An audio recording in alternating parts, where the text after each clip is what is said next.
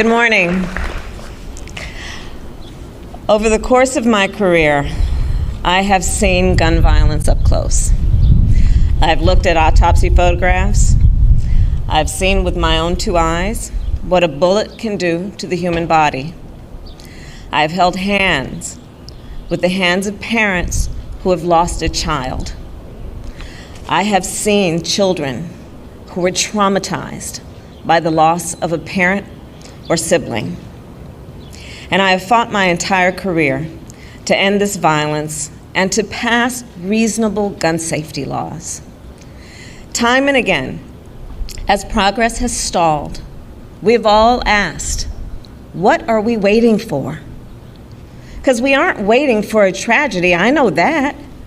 We've had more tragedy than we can bear. We aren't waiting for solutions either, because the solutions exist. They already exist. People on both sides of the aisle want action. Real people on both sides of the aisle want action. So all that is left is the will and the courage to act.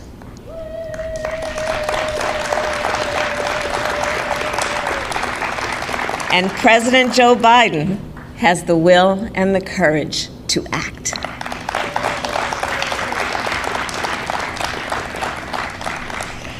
As a United States Senator, Joe Biden took on the gun lobby not once but twice, and he won. In 1993, he worked to pass the Brady Handgun Violation Prevention Act. This law established a background check system and has kept more than 3 million firearms out of the hands of dangerous people. A year later, he worked to pass another law to ban assault weapons and high-capacity magazines for 10 years. And as Vice President, Joe Biden led the Obama-Biden administration's efforts to reduce gun violence. In fact, we were just reminiscing that he and I talked back then about his work, because I was Attorney General at the time of California.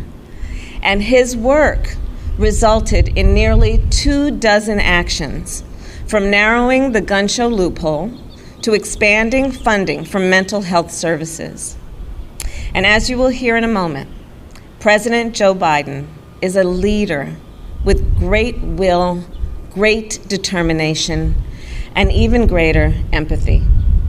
He has seen the grief of all of those who have lost a loved one to gun violence. It is for them, for all of us, that he will never, ever give up on this fight. And it is now my great honor to introduce the President of the United States, Joe Biden.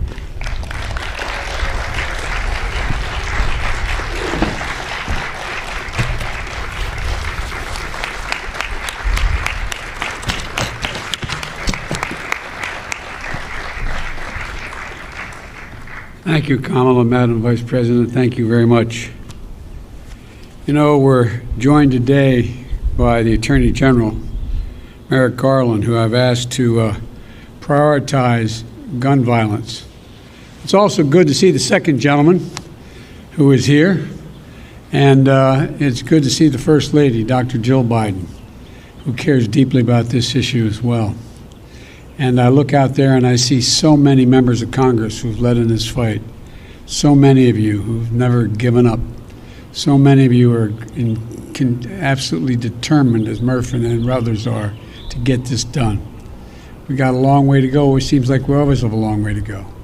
But also today we're taking steps to confront not just the gun crisis, but what is actually a public health crisis. Nothing I'm about to recommend in any way impinges on the Second Amendment. They're phony arguments suggesting that these are Second Amendment rights at stake from what we're talking about. But no amendment to the Constitution is absolute. You can't yell fire in a crowded movie theater. We call it freedom of speech. From the very beginning, you couldn't own any weapon you wanted to own. From the very beginning the Second Amendment existed, certain people weren't allowed to have weapons. So the idea is just bizarre to suggest that some of the things we're recommending are contrary to the Constitution. Gun violence in this country is an epidemic. Let me say it again. Gun violence in this country is an epidemic, and it's an international embarrassment. You know, we saw it again last night as I was coming to the Oval Office. I got the word that in South Carolina, a physician with his wife, 2 grandchildren, and a person working at his house was gunned down, all 5. So many people, so many of the people sitting here today know that well, unfortunately. You know, they know what it's like when the seconds change your life forever. I've had the pleasure of getting to meet in awful circumstances many of you who've lost your children, your husbands, your wives. You know, they know what it's like to bury a piece of their soul deep in the earth. We understand that.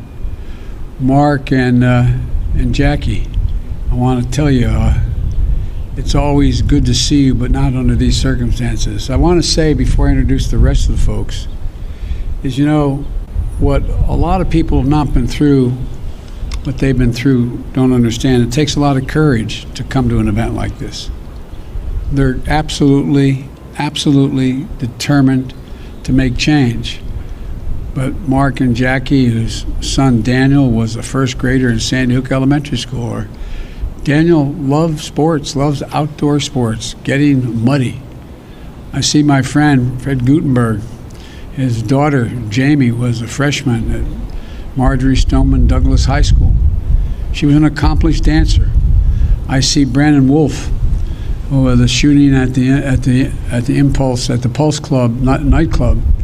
He survived, but his 2 best friends died. Greg Jackson, who was just walking down the street when he was caught in the crossfire of a gunfight. And of course, I see a close friend of Jill's and mine, Congresswoman Gabby Gifford, who is here, who was speaking with her constituents in front of a grocery store in her state when she was shot and a member of her staff was killed. You know, they're here, and their pain is immense. And you know, what a lot of you, hopefully many of you, don't know is you've gone through a trauma. No matter how much you work to make sure others don't go through it, every time you show up at an event like this, it brings back when you got that phone call. It brings back the immediacy of what happened at that moment. So I genuinely mean it. Thank you. Thank you for having the courage to be here, the courage to continue this fight. Senator Blumenthal understands it. A lot of the folks out here understand it. But it takes real courage, so thank you. To turn pain into purpose and demand that we take the action that gives meaning to the word enough. Enough, enough, enough. Because what they want you to know, what they want you to do is not just listen. Every day in this country, 316 people are shot every single day. 106 of them die every day. Our flag was still flying at half-staff for the victims of the horrific murder of 8 primarily Asian American people in Georgia, when 10 more lives were taken in a mass murder in Colorado. You probably didn't hear it, but between those 2 incidents, less than 1 week apart, there were more than 850 additional shootings. 850 that took the lives of more than 250 people and left 500 injured. This is an epidemic, for God's sake, and it has to stop. So I'm here to talk about 2 things. First, the steps we're going to take immediately. And second, the action that needs to be taken going forward to curb the epidemic of gun violence. I asked the Attorney General and his team to identify for me immediate, concrete actions I could take now without having to go through the Congress. And today I'm announcing several initial steps my administration is taking to curb this epidemic of gun violence. Much more need be done, but the first, want to rein in the proliferation of so-called ghost guns. These are guns that are homemade, built from a kit, that include directions on how to finish the firearm. You can go buy the kit. They have no serial numbers, so when they show up at a crime scene, they can't be traced. And the buyers aren't required to pass a background check to buy the kit, to make the gun. Consequently, anyone from a criminal to a terrorist can buy this kit in as little as 30 minutes, put together a weapon. You know, I want to see these kits treated as firearms under the Gun Control Act, which is going to require that the seller and manufacturers make the key parts with serial numbers and run background checks on the buyers when they walk in to buy that package. The second action we're going to take, back in the year 2000, the Bureau of Alcohol, Tobacco, and Firearms released a report on its investigations of firearms trafficking in America. The report was of pivotal value. It was an important tool for policymakers when I was in the Senate and beyond, at all levels, to stop firearms from being illegally diverted into dangerous hands. Today, with online sales and ghost guns, times and trafficking methods have changed, and we have to adjust. We also have to ask the Justice Department to release a new annual report. This report will better help policymakers address firearms trafficking as it is today, not what it was yesterday. The third change, we want to treat pistols modified with stabilizing braces with the seriousness they deserve. A stabilizing brace shook in a pencil essentially makes that pistol a hell of a lot more accurate than a mini rifle. As a result, it's more lethal, effectively turning it into a short-barreled rifle. That's what the alleged shooter in Boulder appears to have done. I want to be clear that these modifications to firearms that make them more lethal should be subject to the National Firearms Act. The National Firearms Act requires that a potential owner pay $200 fee and submit their name and other identifying information to the Justice Department, just as they would if they went out and purchased a silencer for a gun.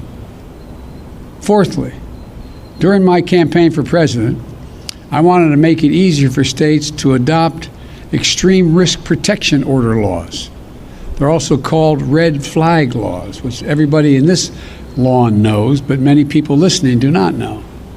These laws allow a police or family member to petition a court in their jurisdiction and say, I want you to temporarily remove from the following people any firearm they may possess because they're a danger and a crisis. They're presenting a danger to themselves and to others.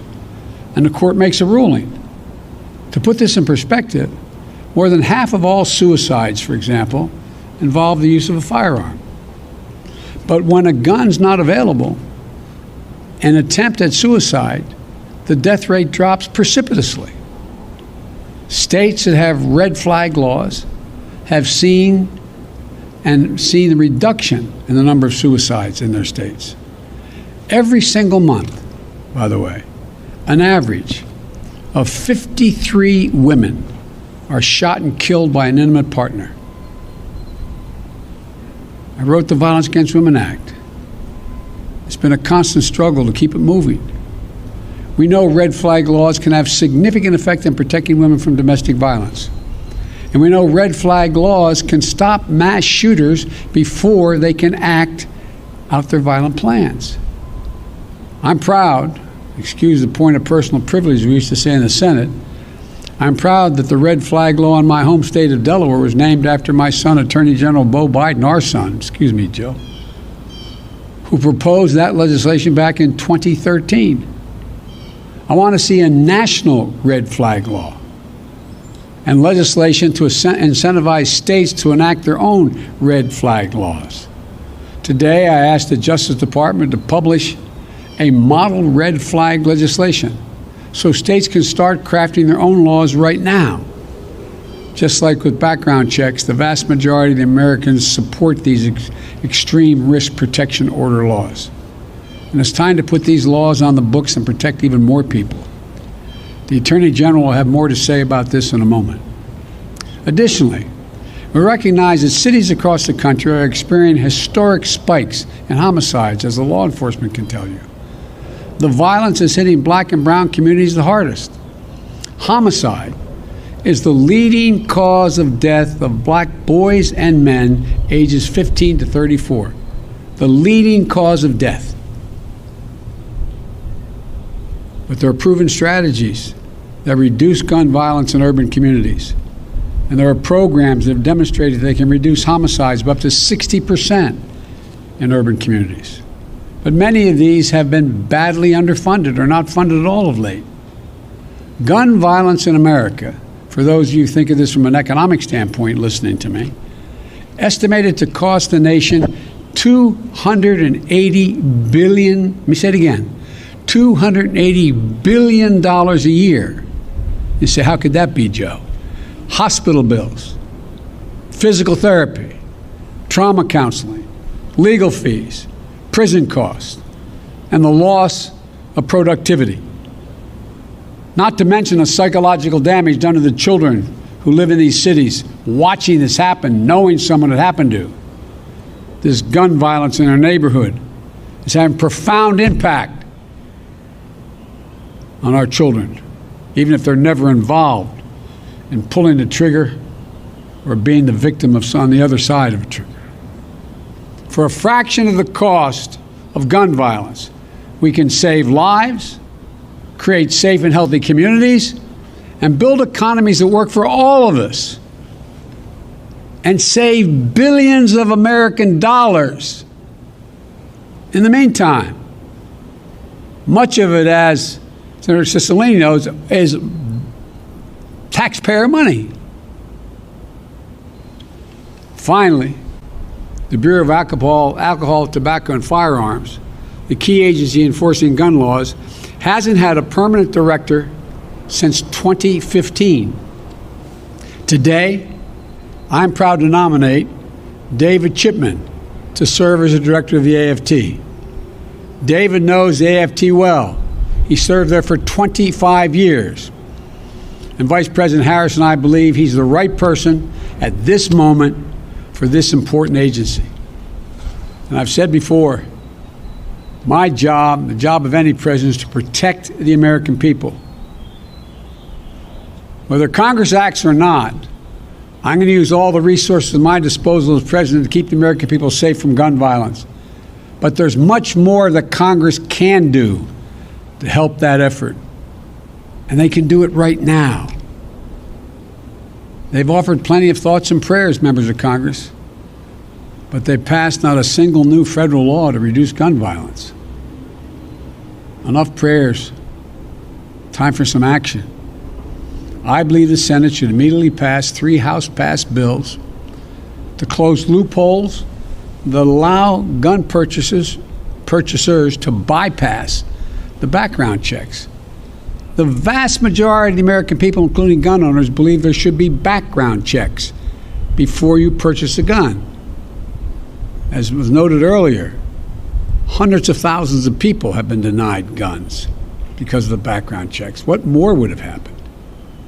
These bills, one, require background checks for anyone purchasing a gun at a gun show or an online sale. Most people don't know it. You walk into a store and you buy a gun, you have a background check. But you go to a gun show, you can buy whatever you want and no background check. Second thing is to close what's known as the Charleston loophole. Like people here, I spent time down at that church in Charleston. What happened is someone was allowed to get the gun used to kill those innocent people at a church service. If the FBI didn't complete the background check within 3 days, there's a process. If it wasn't done in 3 days, according to the Charleston loophole, you get to buy the gun. They bought the gun and killed a hell of a lot of innocent people who invited him to pray with them.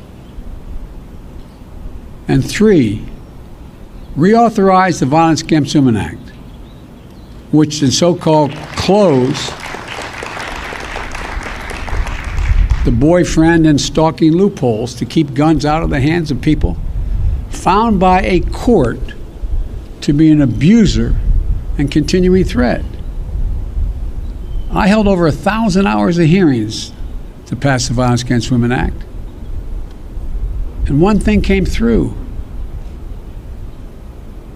If, in fact, a stay-away order, an order preventing the abuser from coming in a certain distance of the person he has abused or she has abused, and now the idea that they can own a weapon when they have a court order saying they are an abuser.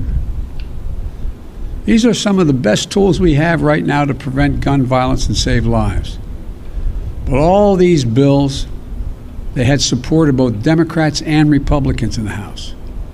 And universal background checks are supported by the vast majority of the American people. And I might add, the vast majority of responsible gun owners. So let me be clear. This is not a partisan issue among the American people. This is a view by the American people as an American issue. And I'm willing to work with anyone to get these done. And it's long past time that we act. Now, I know this has been a hobby horse of mine for a long time. Got it done once. We should also ban assault weapons and high-capacity magazines in this country. For that 10 years we had it done, the number of mass shootings actually went down. Even law enforcement officials have told me and told other champions of this legislation they sometimes feel outgunned by assault weapons with large capacity magazines. There's no reason someone needs a weapon of war with 100 rounds, 100 bullets that can be fired from that weapon. Nobody needs that. Nobody needs that. We got that done when I was a United States Senator. It wasn't easy going up against the gun lobby, but it saved lives. And we should also eliminate gun manufacturers from the immunity they receive from the Congress. You realize, again, the people here, because they're so knowledgeable on here in the Rose Garden, but what most people don't realize, the only industry in America, a billion-dollar industry, that can't be sued, has exempt from being sued, are gun manufacturers. Imagine how different it would be had that same exemption been available to tobacco companies who knew and lied about the danger they were causing, the cancer caused and the like. Imagine where we'd be. But this is the only outfit that is exempt from being sued. If I get one thing on my list, the Lord came down and said, Joe, you get one of these, give me that one. Because I tell you what, there would be a come to the Lord moment these folks would have real quickly. But they're not. They're not. They're exempt. I know that the conversation about guns in this country can be a difficult one. But even here, there's much more common ground than anyone would believe. There's much more common ground. Everything that's being proposed today is totally consistent with the Second Amendment. And there's a wide consensus behind the need to take action. I know that when overwhelming majorities of Americans want to see something change that will affect their lives, and it still doesn't change, it can be demoralizing to our fellow citizens. It can feel like our entire political process is broken. I know it's painful and frustrating that we haven't made the progress that we'd hoped for. But it took 5 years to get Brady Bill passed, and it took even more years to work to pass the assault weapons ban. And it saved lives. No matter how long it takes, we're going to get these passed. we're not going to give up. We have an opportunity to fulfill the first responsibility of government, to keep our people safe. And in the process, we can show the world and show ourselves that democracy works, that we can come together and get big things done. When I look around and see such brave survivors sitting out here in the Rose Garden, public servants who devoted their lives to dealing with this, advocates who feel strongly and are pushing every day to make the rational changes, and courageous parents and family members, I know the progress, even in this most difficult of issues, is possible. So folks, this is just the start. We got a lot of work to do, but I know almost every one of you sitting in the garden here, none of you ever given up. We're not going to give up now. The idea that we have so many people dying every single day from gun violence in America is a blemish on our character as a nation. Let me say to all of you, God bless you, but most importantly, the memory of all many of you have lost in the senseless gun violence. And now I'd like to hand it over to the Attorney General for him to speak and make some comments. And I hope I get a chance to see some of you after this is over. Thank you, thank you, thank you.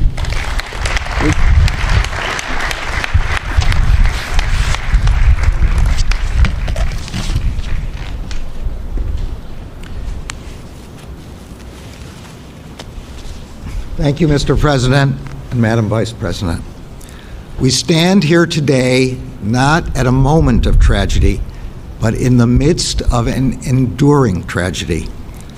So far this year, guns have taken the lives of an estimated 11,000 of our neighbors, friends, and fellow Americans. As the President explained, gun deaths in our country are occurring at a staggering pace, on the order of about 100 Americans killed every day, with hundreds more wounded. I am under no illusions about how hard it is to solve the problem of gun violence, and I know that the Department of Justice alone cannot solve the problem. It is a problem that we must all work on together in a collective effort to keep guns out of the hands of criminals and save lives. But there is work for the department to do, and we intend to do it. Today, the Department of Justice is announcing several steps that we will take to keep guns out of the hands of criminals and reduce the risk of gun violence. First, we will ensure that we understand and measure the problem of criminal gun trafficking in a data-driven way. Over 20 years ago, ATF undertook a gun trafficking study. It then issued a report that provided information necessary to better understand and to combat criminal trafficking networks. No such study has been conducted since that time.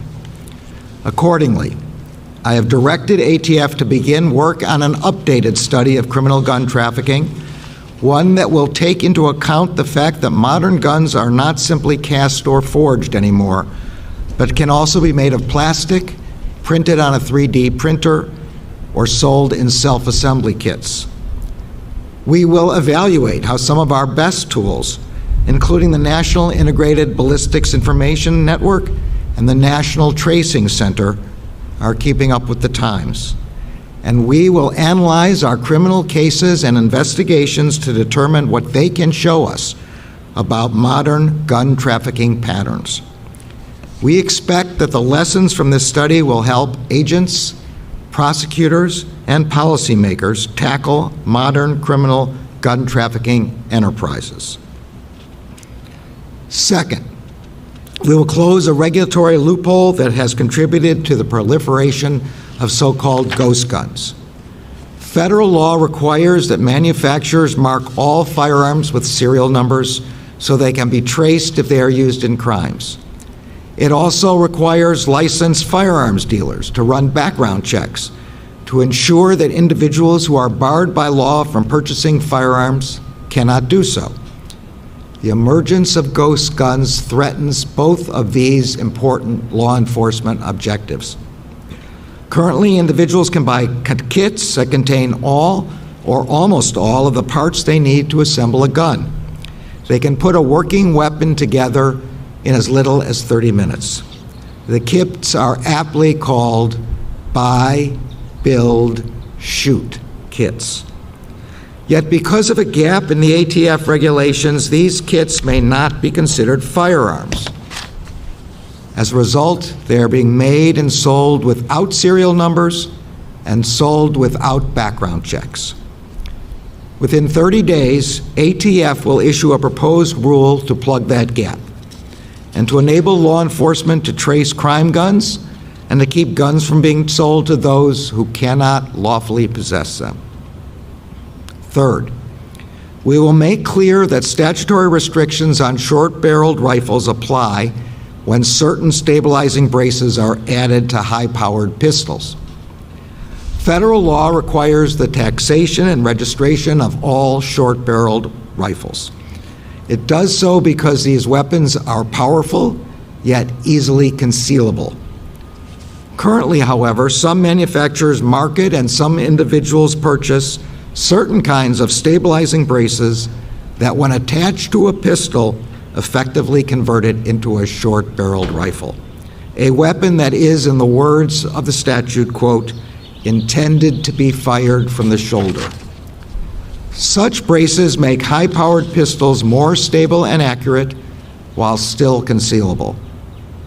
Within 60 days, ATF will issue a proposed rule that will make clear that when a device marketed as a stabilizing device effectively turns a pistol into a short-barreled rifle, it is subject to the requirements of the statute. Fourth, we will publish model red flag legislation for states. Red flag laws, as the President has explained, allow family members or law enforcement to petition for court orders that temporarily bar people in crisis from accessing firearms if they present a danger to themselves or to others. 19 states and the District of Columbia have already made this important step. Within 60 days, the Justice Department will publish model legislation that will make it easier for states that want to craft laws permitting such emergency risk orders to do so. Fifth, we will empower our communities to combat and prevent gun violence. We all recognize that although law enforcement plays an important role, gun violence is not a problem that law enforcement alone can solve.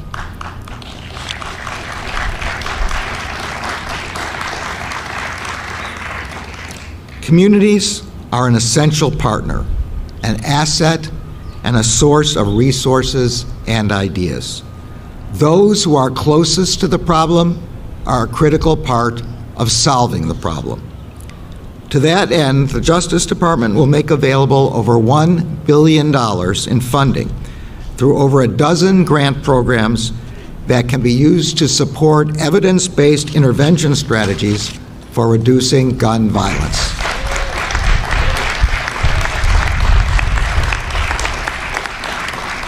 Such strategies include, but are not limited to, street outreach, violence interrupters, and hospital-based violence intervention services. I have directed all of our grant-making components to make community violence intervention and prevention a priority. Finally, none of these measures or any of the other critical law enforcement work the department does with respect to illegal guns can be effectively carried out without strong leadership. That is why the President has nominated David Shipman to be the next ATF director. Mr. Shipman has come up through the ranks, spending 25 years in the trenches fighting illegal gun trafficking and criminal enterprises.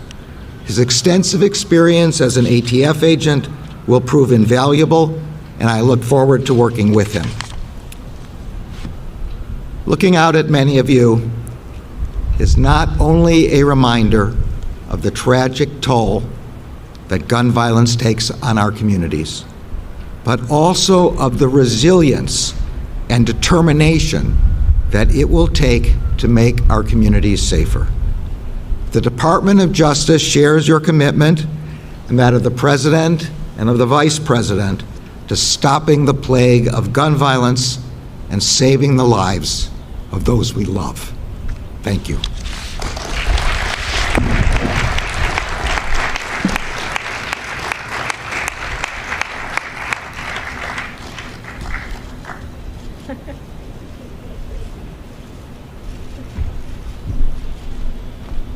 I wasn't supposed to do that. I'd like to see all of you. Thank you, thank you, thank you. Let's get to work.